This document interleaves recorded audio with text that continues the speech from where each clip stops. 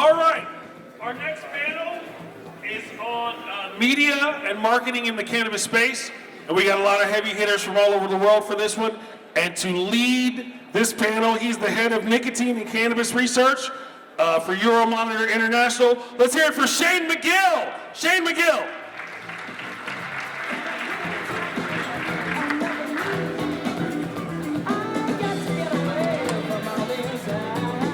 Okay. Hi, everyone. We've got a very shy and retiring panel for you here for Cannabis Media and Marketing. Firstly, before I begin, just to help the panel, can I just do a show of hands to see who's actively currently marketing a cannabis product or service? So if you're actively currently marketing one, okay, and those of Put them up high. I guess, are planning to do so, right? And who's intending to be in the space? The rest of you guys are just observing? And are you marketing to the final consumer or B2B, those of you who are marketing? Final consumer, hands up. B2B? Okay, cool. That says a lot. So you guys have a sense of what's going on. So I'm going to ask you to do the hard work for me. So if you guys can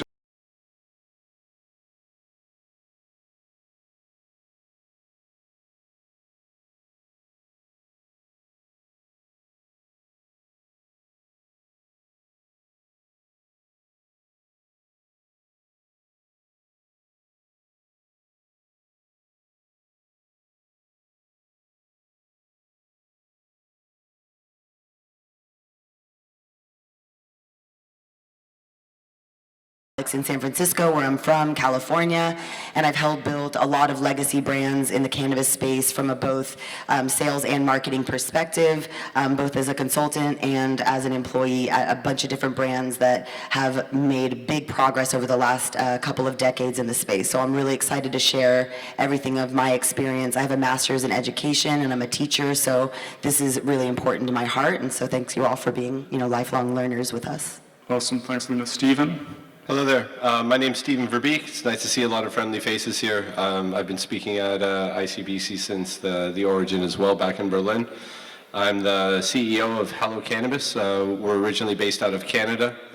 We're vertically integrated. Our main foray was into the medical cannabis market. We still have a clinic that is operating to this day under the Goodbye Opioids Hello Cannabis campaign with over 7,000 patients. We advise numerous countries internationally, as well as helping with legislation, as well as marketing initiatives and how to be able to regulate educating doctors, pharmacists, and producers and patients alike. We were fortunate enough to be able to have a brand and a presence to be able to open up the very first legal cannabis store in a G20 nation that was federally legal. That was under the brand of Hello Cannabis. We opened, I believe that was 3.5 years ago. We since expanded, of course, but I do truly believe that the medical aspect is near and dear to my heart, and the marketing campaigns and initiatives and rules and regulations vary dramatically between the two, particularly internationally, so I'm happy to be able to share some advice and guidance on what worked and what definitely did not work. And I urge you not to do the things that definitely didn't work. They have repercussions. For sure, we'll get into that. Okay, Michael, can you give us a quick introduction, please? Yeah, my name is Michael Knot. I'm based in Berlin. My profession is I'm a freelance journalist. I'm working, writing about cannabis since 20 years meanwhile. Besides, I'm a book author. I published the first German book on cannabis extraction. And I also run a quite successful YouTube channel on cannabis. So I'm also what they call an influencer nowadays. And due to that, I'm also very involved with the sponsors and I'm a brand ambassador for Avai, which is one of the biggest German import companies for medical cannabis owned by the Sanity Group. And besides that, I also do a lot of articles for Vice magazine and other cannabis and mainstream publications. Thank you, Simon. Oh, yeah, this is awesome. Thank you so much for coming. It means a lot for me. I am Simón Espinosa. I created and founded a media for the cannabis community in Latin America. It has grown quite a bit since we're turning 10 years this year, so it's super big for us. And that media, thank you, that media gave birth to a fully integrated supply chain with distribution and marketing and retail companies that kind of are part of this ecosystem. It has worked very well for us. Now we're expanding through the rest of the Spanish-speaking cannabis markets and communities, landing into the US hopefully soon. We had some traction in California and Florida, really interesting markets, cannabis or Spanish-speaking wise. So yeah, we've had a blast. I wrote a couple of books also. We do a lot of content for underage prevention in schools, local schools in Chile, where I'm from, hopefully in the rest of the countries coming soon. And yeah, I think that's it. You can Google Envolado. It's pretty cool. I'm really proud of that project. Okay. Thank you. We've got a panel with a really pleasingly diverse range of experience here, and I thought what I could do is maybe start with some of the problems, and then we'll work into solutions and maybe end on a more positive note. So, we've got we've got an industry here where you can't do things that you can do in other industries. You've got a mix of different approaches, channels. You've got restrictions that vary across different markets and so on. So again, an open question. Could I ask you guys just to talk about, what are some of the big problems, challenges that you face in your own sort of part of the industry, and maybe begin to talk about how you've addressed some of those, and we can kind of go from there. Who wants to start on that one? Do you mind if I jump on this quick? Yeah, go ahead. All right, here's a fun audience participation one here. With a show of hands, how many people know of the company KKE or what it represents? Anybody? I didn't. Literally zero. Okay, with a show of hands, how many people know the name Wiz Khalifa? Love it. Okay, so KKE is Khalifa Kush Enterprises, which is Wiz Khalifa's company. So this kind of shows exactly how much an impact Wiz Khalifa has had in the cannabis industry under KKE. Nobody's even heard of it. We had some very interesting situations in Canada where immediately we wanted to have celebrity endorsements for all of these products. I'm sure there has to be an example in some other country, but so forgive me if I'm being overly presumptuous here. But I don't know of a single celebrity that endorses a pharmaceutical prescription product, Like, I don't see Bill Murray like saying, I like Viagra, you should take it too. It just doesn't happen. And unfortunately, a lot of these companies in Canada were throwing millions of dollars at celebrities thinking that they could endorse these products. At that time, it was only medical. It was not recreational. So you had celebrities that were endorsing a product that's only available via prescription, which has essentially never happened before.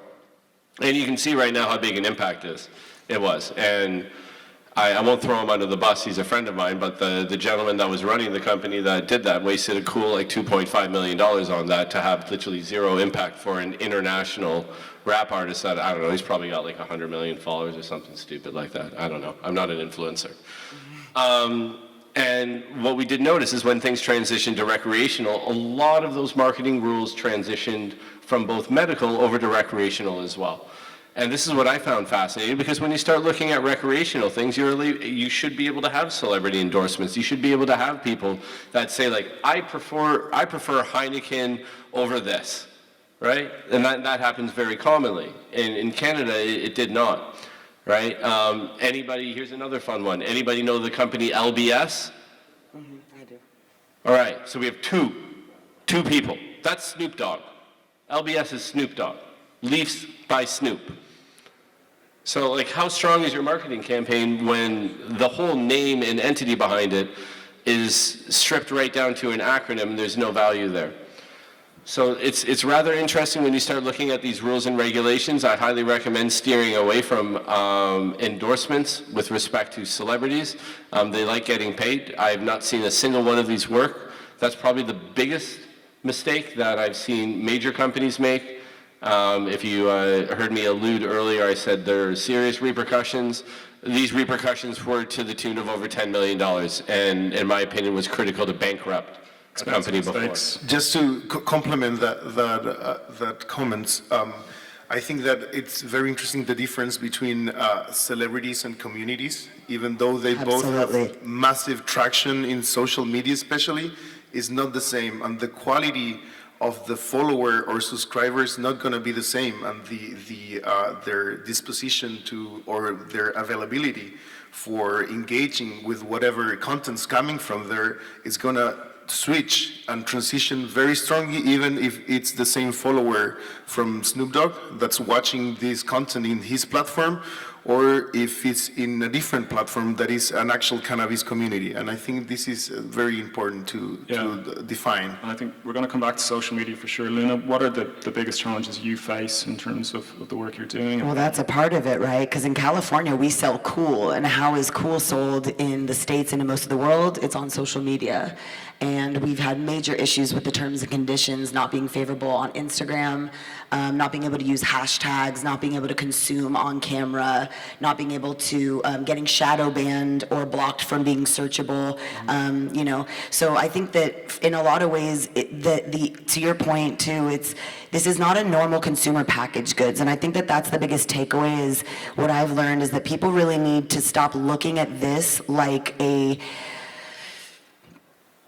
static, easy to process, finite thing. Cannabis is a magical, mysterious, mystical plant medicine. And this approach, this copy and paste approach of all your SOPs from whatever, you know, tobacco or alcohol distributor you used to work with or whatever sales book you were taught 15 years ago, whatever book you read, it doesn't apply here. And I think that what we forget sometimes is to really listen deeply to your point, listen deeply to where it's going to land, and also be honest about the fact that this is still only going to be able to be seen in very specific ways, maybe on the YouTube channel, if YouTube continues allowing it. But the bans make us have to be really creative. You know, Simone talks a lot about, you know, humor and bringing that into it to make things more shareable, and we can talk about that too. But I think that that's the biggest prevention for us to normalizing and removing the stigma is that we're not getting access to mainstream in a way that's not the same typical messaging of the Snoop Doggs, the Wiz Khalifas, the Willie Nelsons. It needs to feel really thoughtful and not just something that is just, you know, putting a square peg into a round hole. We need to be really, really thoughtful about it. And I think that that's what it's lacking is there's a lot of eagerness and arrogance without real data behind it, which is what you specialize in. Well, we try. Mika, so a lot of what you do is on YouTube, so can you kind of talk about, you know, to Luna's point, some of the challenges that you have with your work on YouTube and how you sort of try and mitigate those and overcome them?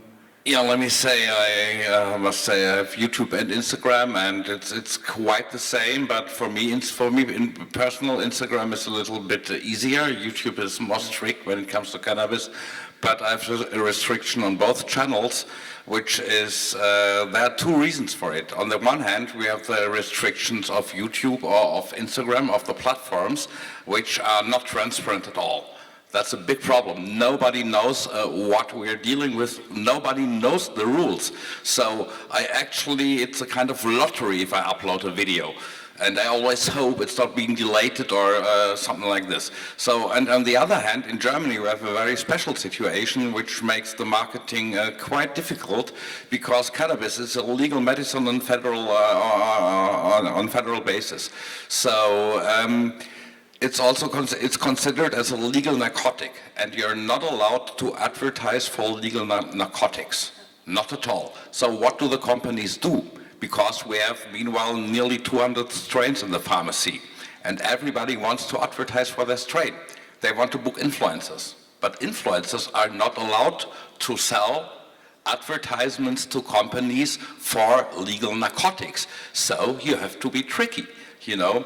You have to be tricky when it comes to the invoice, you have to be tricky when it comes to the video, to the posting, because you're not allowed to advertise, but you're allowed to mention the medicine. So what they do, they also focus on patient groups, you know, because patient groups are very safe. to advertise with, but it's not advertisement. It's not official advertisement. So but it does not work in the classic way we used to advertise. I come from the magazine business originally. I used to write and be chief editor in several cannabis magazines, and that doesn't work anymore so good. You know, if you don't have social media, it's very hard to do advertise or to promote a product in the cannabis community. Well, I think this goes to Simone's. Remember we were talking about education, Simone? You were talking the way around this is don't be salesy. And it shouldn't have to. First of all, weed sells itself. Did I say that? Yeah. That sounds smart. You said just Awesome. make it so that it's not, it's like you're doing it for education where it's undeniable that the purpose and the intent was to educate. Because that's really the empowerment, that's the true influencers, is I respect you guys, and if I see you using something, I trust that it's good because of your legitimizing, validating, pre-vetting. It's trust and relationship. So that's how you've been getting around it. Like, my advice is always don't hashtag anything, don't tag anyone who's shadow banned, don't smoke on camera. And Simone actually really inspired me. He was like, it's not really about that. It's about being really conscious and building it out. I don't know if you wanted to speak to it, but I think it's brilliant. No, thank you very much for those words. I didn't say that. It's not true. Yeah. No, but I guess the point is that at this, when we started, we focused on education, and it happens that I was a script writer for a comedy show back in the day, so I was writing jokes for a living. I'm super funny. Don't worry, it will come. It will come. And but we realized that it was a very hostile marketing environment back in the day. We realized that guidelines were not going to play in our favor. So we figured this out. When people laugh, they will share the content. So that's a way to hack the algorithm that will not show you on any feed, basically. That's what's happening. All our media is banned already. I'm shadow banned. If you look for me on Instagram or anything, we won't appear unless you write the specific username for all of our platforms. But we still grow every week. We grow a couple thousand followers, and it's like more massive and stronger in different platforms. And this is because people are sharing the content, especially because it's educational. We always try to teach something. If it's how to use a vaporizer or a bong, so be it. We will take a big rip and get super high on camera. But we were showing how to use the bong and why is this better or worse for you, or what should be aware of when using a bong or a vaporizer, like straightforward information. And we make it funny by being kind of honest and genuine to all the feelings that you experience when doing this. And I think that's very... I think there's a really important point about authenticity there that I do want to come back to, but just before we go to that, maybe just to take a slight step back, because it seems to me, and we do have a lot of people here who aren't actively engaged already in marketing, it seems to me that there's a bit of a paradox around social media, because on the one hand, you guys are saying it's the most important element, but on the other, I've seen people say before, you need to avoid social media, try and drive people to your website, etc. So they're both true, though. And I know two things can be true at the same time, yeah. But just how do you balance those things? And then I guess more concretely, if you guys are going to use social media, or if people here are going to use social media, what is the best social media platform for cannabis in your guys' opinion? So again, I don't know who wants to kick off on that. Linda, do you want to have a go at that one? Definitely to your point, the website, right? You can own it, you can update it, you can shut it down, you can see how the dwell time, where they're going from what page to what, how long they're staying there, what they're slowing down on. It's a really awesome resource. Also, it just gets them to see your branding and your voice instead of it being, through the LinkedIn filter, through the Twitter filter. And obviously, a lot of you guys know, I think the Hoova app is actually pretty cool. But LinkedIn really is the only place that's not banning us. I can use hashtags with cannabis. I can share stories, not worry about being policed. And there's people on LinkedIn that are really in the B2B space. It sounds like that's really relevant. I find that that's the best place to stay away from some of the lower vibrational energies. People who really have their stuff together are on LinkedIn. They're coming to these conferences. And in a lot of ways, I think that that's to your point about doing both. There's the consumer brand acknowledgement on the social side, and then there's the legitimacy with other sophisticated professionals that want to see people that really know what they're doing and care about making this happen, because there's a lot of talk and not much action, and we got to get this going. Like, if we don't do it, it's going to be all kinds of other folks that are not going to do it right, and so for the people who've built it, let's do it right. It's a lot of manana. Can I compliment those? And this is just like when you acknowledge that your website, it's going to be a free platform for you to kind of do whatever you want in this space. And when you're navigating these difficult waters of cannabis social media or cannabis in social media, how many of you guys like publish written content in your websites to look for SEO positioning? All right. So all of us should be doing that if we are aware that all our websites should have a blog space. And how many of you are aware of ChatGPT by this point and are using it in your, okay. This is a huge trick for us.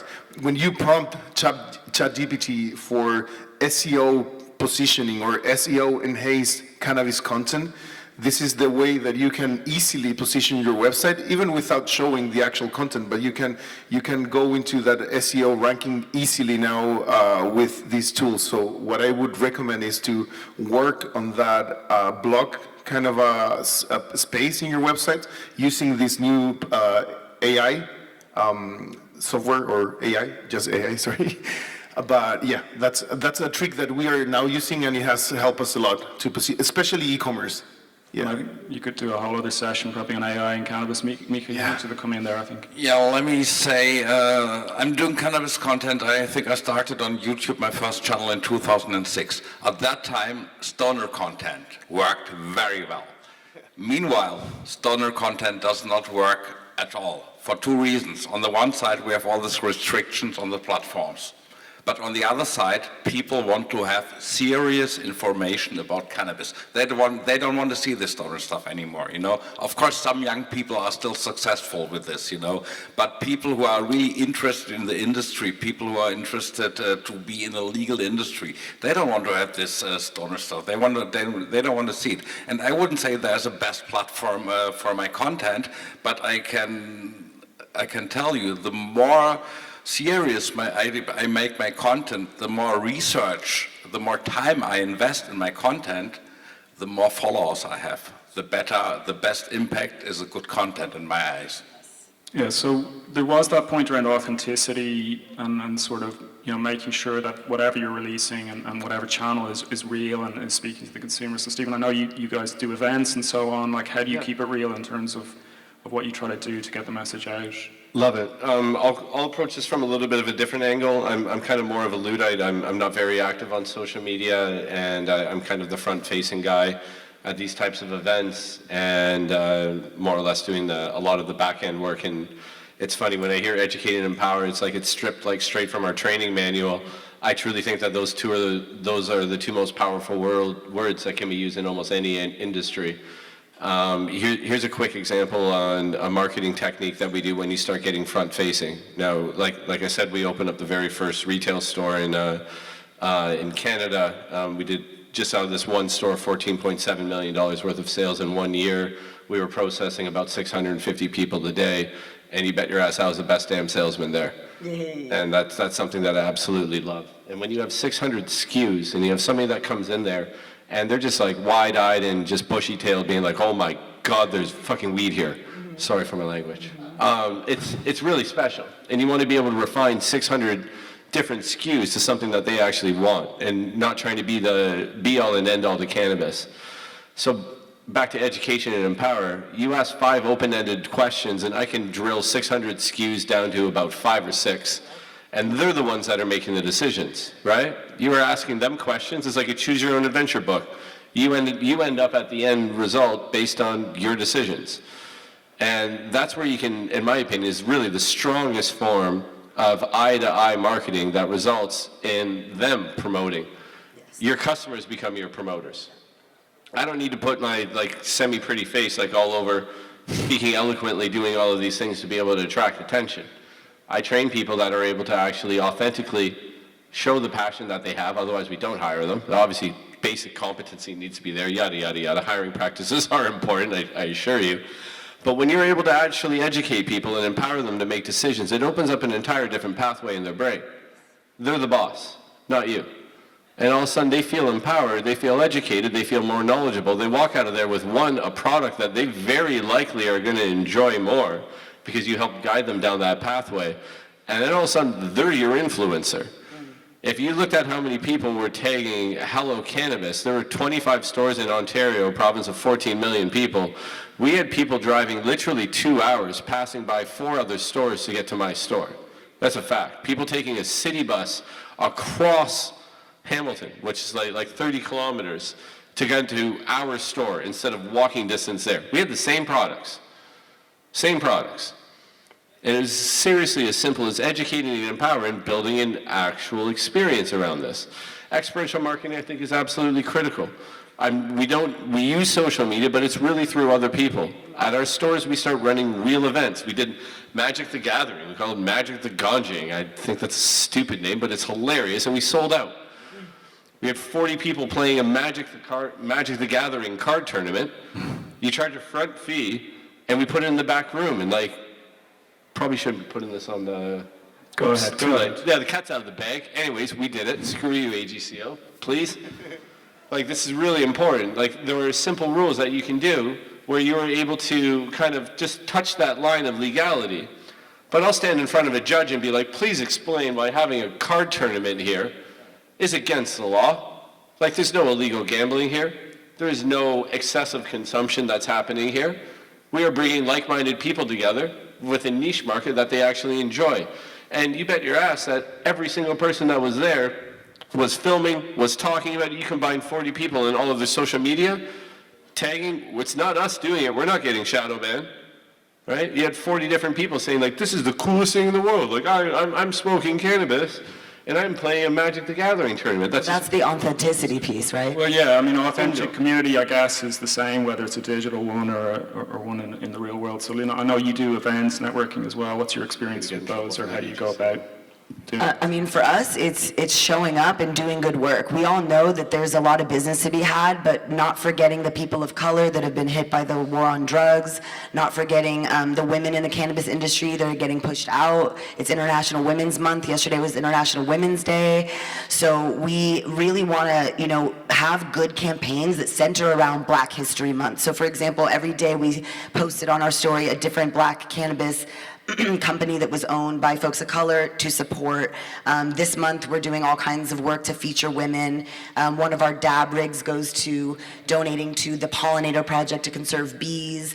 We work with veterans groups. We do really flexible financing for small craft businesses and farmers in California that can't afford to buy hardware, their cartridges or their disposables up front, and we can help work out flexible terms. So this authenticity and this to your point, the building of the brand loyalty where everyone becomes an evangelist, that's been huge. When I helped start Jetty Extracts, one of the first cartridge companies in California back in 2014, there was not really a compassion project like the Shelter Project, which we were giving away unlimited cannabis to anyone who signed up for our program that was fatally, or not even fatally ill, but had severe illness, usually cancer. But we worked with everyone and we customized, to your point, it's what exactly is your goal? Is it a tincture? Is it CBD? What's the ratio? And people when we went into clubs, we weren't the cheapest. We weren't the most well-known, but with that story that helped them understand that their bud tenders had something exciting to tell the clients when they walked in, this is what you're supporting. You buy one, you give one. You're doing more and you're building love and health in your life while you're doing it for yourself, for other people. And I think that that's part of what our events do. We do First Friday. We're in Venice, California, near the beach. So there's an art walk every First Friday. We open up our offices, which is just it looks like a corporate office, and the whole community can come in and learn about dabbing. These are people who don't have to pay anything. They're just right off the street, and they'll walk by throughout the month and be like, hey, I aspire, and call up to our office because we're accessible and we feel real. People are tired of fake storytelling. They're tired of being marketed to. They're tired of having their intelligence insulted. So I think that this authenticity thing is not only to have longevity in the market, but to actually gain people's trust, which is, I think, the hardest and most vital thing to actually being successful in the cannabis space. Yeah, so operating in good faith, I think, is what I'm hearing. Absolutely. It's really important. Mika, you're someone who sort of straddles the line between media and marketing. You work as a freelance journalist. You're also, working in influencing and so on.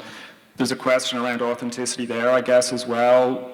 How important is it that those two things stay separate? How do you manage the kind of relationship between marketing, media, etc.?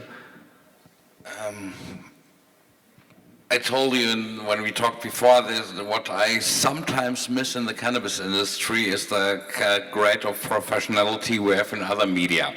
Because I can do some criticism, I can consider some topic critically, but still the producer of that product can advertise in my magazine or on my channel, which is there's no contradiction in it.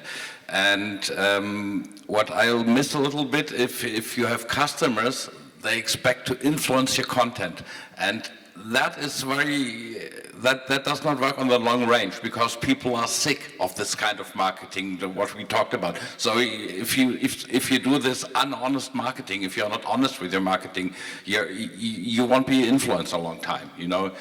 People will not trust you. So this is very important that in the cannabis industry we have the grade of professionality, like in other industry, that you can do critical content but still have partners from the industry, and they are not upset if you write a critical article about this one strain, because it's just not tasty, and you can still be a partner of that company, but this one strain is just not tasty, and they shouldn't try to influence that. I know we have the same problems in the US. I used to work for two platforms from the US, and I know there were the same problems, and I always hated that and told the people, please consider it on the long range. You have to build up credibility and reputation, and this doesn't work if you say that tastes like hell and makes you helps, but it doesn't take good and it tastes good and doesn't help, doesn't ease your pain, I'm sitting beside one of the most authentic people in cannabis in Europe, and he's right here. No disrespect, please. But this is as authentic as it gets. From brain all the way to his shell. It's something that I think is extremely, extremely important. Hiring influencers to promote a product was a big thing in Canada, and it lasted less than a year, and it was deplorable. Like, it was so flagrantly obvious and deplorable. And I'll put that on the record. I don't care. And many of these people are friends of mine because they're popular. Sorry that I interrupt you, but this is what is just happening in Germany, and this is also why I tell the people you cannot book train reviews. You cannot book it. Sorry. Yeah, you nailed it completely. The first ones are just like, there's a really famous person that we know that's got like 100,000 followers and smokes weed all the time, or like please forgive using this term, but he's like a hot babe. You just need and I'm using that word very strategically. Oh, that's something we haven't talked about. Stop using sex to sell weed. Thank you. Thanks. Yeah. Sorry if that's just an American problem, but it is so old and boring. It's beyond even offensive. It's just not interesting. We literally just said, there's boosts where it's just 4 attractive women that know absolutely nothing about cannabis, and you've got a conference with the vast majority being male that are just flooding over there, and I'm sitting here going yeah, I'm speechless, and I'm a guy that likes speaking. So I use my Latino magnetism to kind of, sorry. Well, imagine how hard it makes it for women who actually know their stuff about cannabis when that becomes the baseline, is that if you can just hire for the beauty, then people assume that all women in the space are just hired as models. It's rough. I do got to give one very, very quick shout out back to, I'm very against this sex sells and unauthentic marketing for sure, but I got to give a big shout out. There is an interesting trick that a colleague of mine that was actually just speaking previously, Alex Revich, who represents Loosh Brands, they have edibles that are penis shaped, by the way, and he jokingly said, and I said, I got to give you a shout out for this. Sex does sell in many ways, but if you throw cannabis in it, just look out, man. Yep. And it's quite comical because in Canada we can't even have anything that is catered towards children. If you have a marshmallow that's like Lucky Charms or something like that, or anything catered to a very subjective term, which is like excitement, or if you take cannabis, you are going to feel better, which last I checked, you do. Anyways, we can't market to that. And they were able to actually get a Health Canada approved medical product that is a penis-shaped edible. And you can see the dimples on my face right now. They're not lying. It's bloody hilarious. It is absolutely hilarious. And it's used as medicine. They did this, like, I'll let you speak to him for it. Everybody has, I'm talking about it right now, and people are listening, right? That's marketing. And in my opinion, this is not using sex to sell, but this is basically like, it's a little bit of a middle finger to the marketing. You know, I guess the problem comes when everyone starts doing it. But I mean, on that bombshell, we've got about 9 minutes left in the panel, so I want to throw it open to the audience because we want to make sure that you guys have a chance to ask the questions that you guys want to really hear about. So can we get, who's going to go first? Let's hear it for Shane. Let's hear it for Shane and everybody on the panel. Yes. I'm sure you have a lot of questions. Who's got a question? And please, when you're thinking about your question, keep it to 1 or 2 sentences and make sure it's, okay, go ahead, Ngaio. Got it. Please be brief. We don't need to hear the whole global history of cannabis before you ask your question. We're all relatively familiar with it. That's all I was going to say. Thank you. Thank you. Questions? Apparently you have given them all the information they need. There must be one question at least. One. I've answered Somebody be everything. brave. Thank you. I wore my comfortable shoes. I wanted to walk around and everything. Here we go. Thank you for a very stimulating talk. In terms of marketing and social media platforms, what are your thoughts on Tinder recently announcing that they allow it? But from what I've read, it's a bit more complicated than that. What can you tell us about that? Wait, we can advertise weed on Tinder? Are you saying that it's a selection when you're in your dating profile to say 420? Twitter, Oh, Twitter, Twitter. Twitter. We can see where your mind's at, girl. I mean, listen, no, I'm just my kidding. Tinder pictures of me smoking weed in a nice suit. So I'll just make it, I'll just make it real quick. address That was just PR. If you actually look at it, they just want the advertising money, but they're not actually more friendly to cannabis, and they kept up the bans. They just are saying that they're gonna accept money, but they're still gonna have to go through the same rigmarole. They're just, I think it was to look good, but if you look at it, they're not cannabis friendly. They're just willing to look at our money, which is what everyone does. For me- So no, they're not trying to be revolutionary. Don't get lost in the headline. They do not care about cannabis. In Chile, we use grinder, or they use a lot of grinder, but they used to sell drugs there. And a lot of people use my face to sell weed in grinder. That's just It's my a good face experience. to sell. But I think it was funny. Good face. They were smart. Yeah. People use my face to We're try going to to do 2 sessions now. I thought it was smart.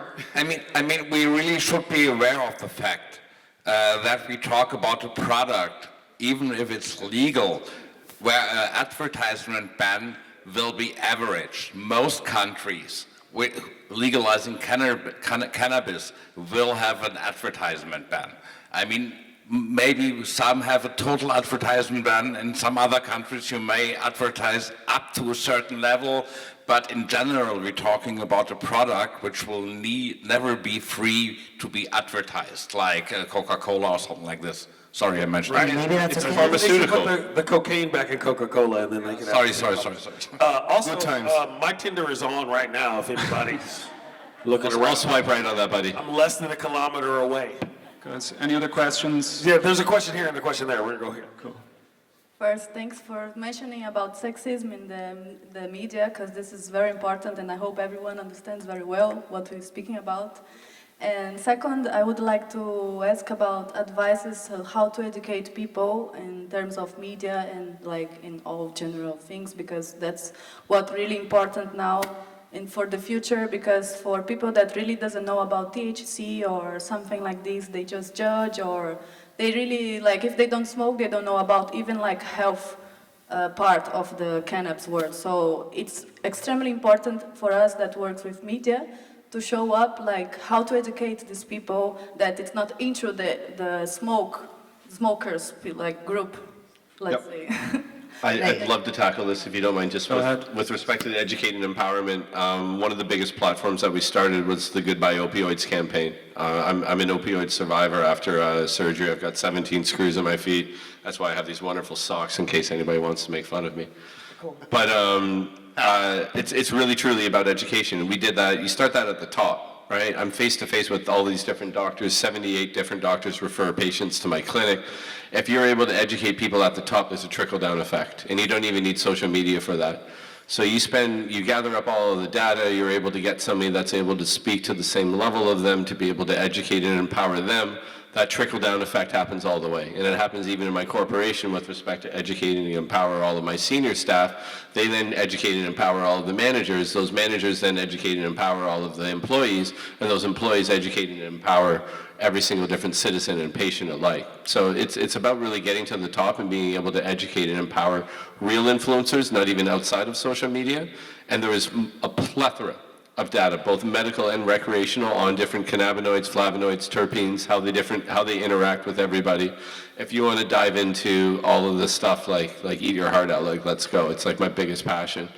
And like clinical trials, research reports, like we have literally over 3,000 research reports that we've compiled, both on the medical basis. You take that data, you use that to educate people, you empower them to be able to educate other people, and so on, and so on, and so on. And you know what comes first? Can I ask? I have a quick question. It's a guy. Go. I'm right Go. here. Hi, I'm easy to spot. One of the challenges, though, because okay, we have access to all this data and all these files, and you know it, and I know it. Yep. I got an Instagram. You got an Instagram.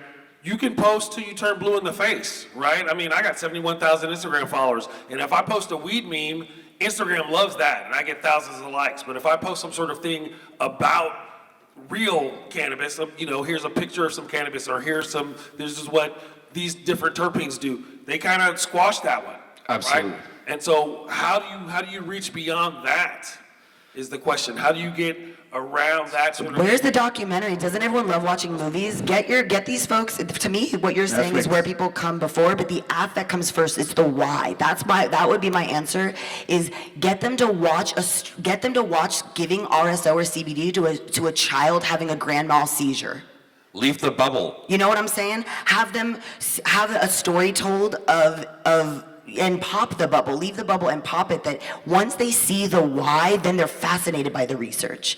But there's documentaries out there, there's mini documentaries like This Now Cannabis, or there's beautiful stories. I think that it has to start with the story of people seeing that this is not a joke, this isn't about us wanting to get high. This is a life-saving intervention that has been grown and cultivated for thousands of years by indigenous people and women. That's the other thing. This is our birthright. This isn't something new. That's why it's crazy to me that people of color in the United States and all around the world are extra scared of this. It makes sense that black and brown people don't want to get involved. They're not mad at the plant. They don't have an issue with the plant. They don't want problems with the poison. Yeah. In my eyes, it's also very important, if you make cannabis content, your orientation is mainstream media.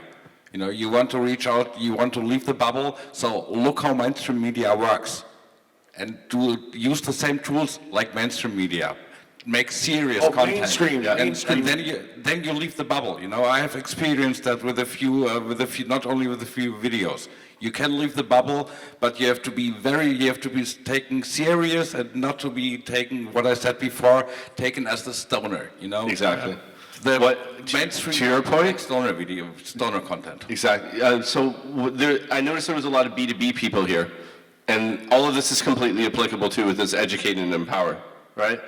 I would say like Instagram is basically B2C, right? Like you're an influencer, it goes directly to C. So when you start looking at B2B, which is what I was talking about with respect to talking to a doctor, that's B2B. And then they're B2C, right? So if I educate and I empower you to buy into cannabis and to buy into all of this, you then become the influencer that's B2C. My job is B2B. I'm B2B all day long. And I love this B2C stuff, but ultimately I'm using B2C to talk to B2B. Sure. You have to. One more question here. No? Yes, hello. My name is Michael. I'm an attorney at law in Germany. And I was wondering, how does the industry in the States deal with the fact that the law regulating the advertisement on social media, how does the industry pushes its interests into, let's say, the legal text? Since I have something here from Canada. It says, unless authorized under this act, it is prohibited to promote cannabis by presenting it or any of its brand elements in a manner that associates Yep, it. vague. It's like It's everything. it's everything. That's to Meek's point. It's like they're not even transparent about it. So we have people that are part-time. They're spending money and every day having to write to Instagram to get unbanned. Like they're doing it to tire us out. This is the problem with the system. They do not want us to heal ourselves. It's big pharma. It's the military-industrial complex. All of these things. It sounds conspiratorial, but that's to Simone's point. Keep it light. Keep it educational. Keep it funny. When you see the Nike swoosh, you don't see a picture of a sweating person playing basketball. They're not saying what they are. If anyone goes to HQ, it's one of the best clubs in Barcelona, their sweatshirts just have "if you know, on the back. That we don't need to overtly market this. I actually appreciate that we need to operate a little bit in the shadows because this plant deserves a little shade. It needs a little protection. It doesn't need to be as exposed and as exploited as a Coca-Cola, to the example. I think it's smart that we're rolling out plant medicine in a thoughtful, slow way because it deserves that. We don't want this to be a green rush. We've already seen what happens. It doesn't work. Everyone, Green rush sucks. Be careful. no one wins, really. Best thing is the broccoli emoji on Instagram. Yes, broccoli, you know? yes. Meanwhile, nobody uses this one for broccoli anymore because cannabis is totally banned in the emojis, and everybody Maple knows leaf. broccoli is cannabis. Forgot all about that, man. We are old. Forgot about the broccoli emoji? Yeah. I forgot about using the We broccoli. won't mention the eggplant. All right, I think Just mention. what did I didn't see anything.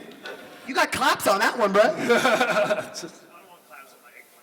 But look, let's hear it for the panel. We're just about out of time. Let's hear it for Shane and Luna and Vivek. Thank you very much. Michael and Simone. No, just thanks to everyone. Thanks to the panelists. Thank you so much. I want to take a selfie. Everyone in the audience, real quick. We're going to take a quick selfie. We love doing this, everybody, and appreciate you all being here. Feel free to grab us and feel free to talk. Everyone say we.